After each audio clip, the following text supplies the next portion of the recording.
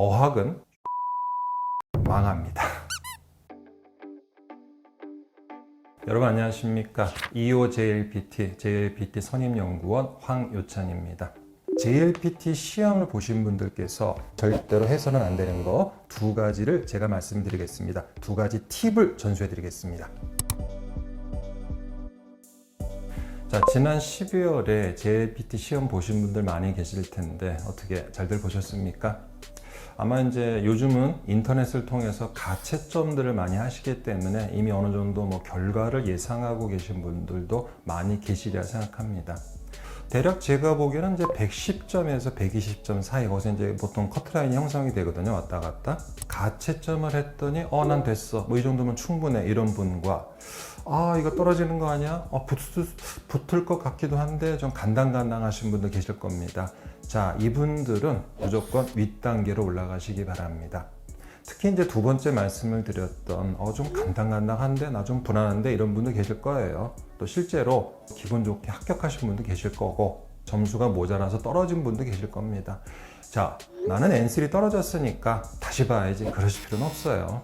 언제까지 N3 보실 겁니까? 올라가야죠. 그렇죠? 자, 여기서 이제 예를 들어서 N3를 보셨다. 그래, N2 준비하시고 N2를 보셨다. 그러면 N1을 준비하시면 됩니다. 비록 떨어졌다고 하더라도 그 레벨의 시험을 또 준비하실 필요는 없습니다.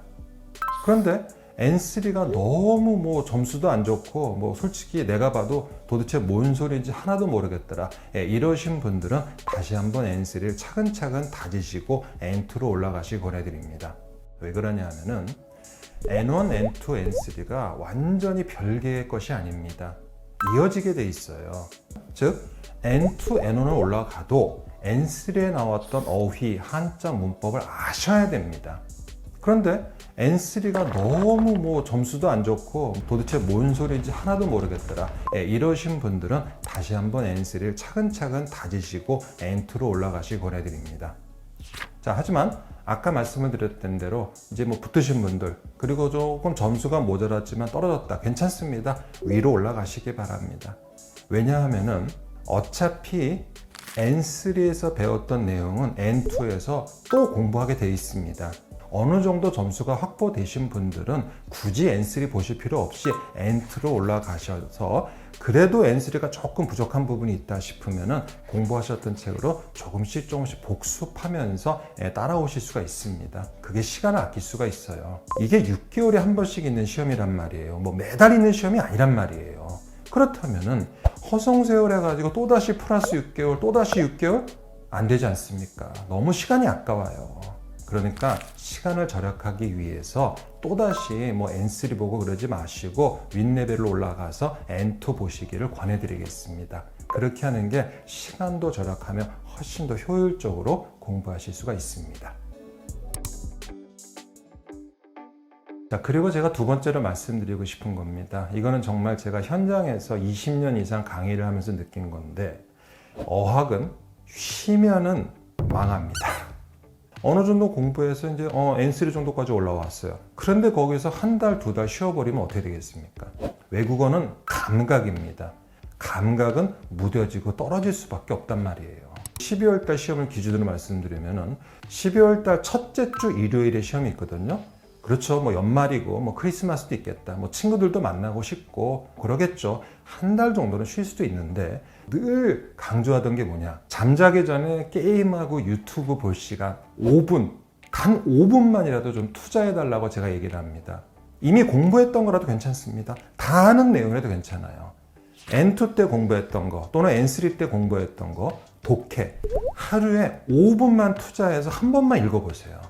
그리고 여기서 조금만 더 시간을 내서 청해도 하루에 한 문제라도 좋습니다. 한번 들어보세요. 문제를 풀지 않아도 좋습니다. 들어보세요. 귀를 자꾸 단련시켜야 됩니다. 귀를 뚫어줘야 되거든요.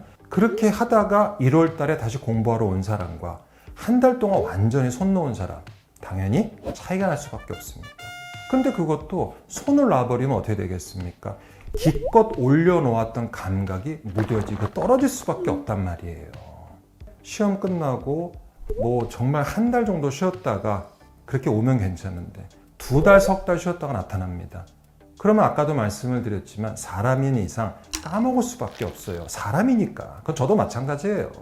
이거 아는 내용이었는데, 이거 아는 한자였는데, 이걸 왜 못하지? 전에는 했는데 화가 나죠. 그러니까 여러분들도 해이뒀던 마음이 있다면 아직 안 늦었습니다. 지금이라도 다 잡으세요. 지금이라도 다 잡고 공부했던 거라도 괜찮습니다. 꺼내놓고 다시 한번 읽어보세요. 자, 요즘 같은 세상 인터넷도 얼마나 좋습니까?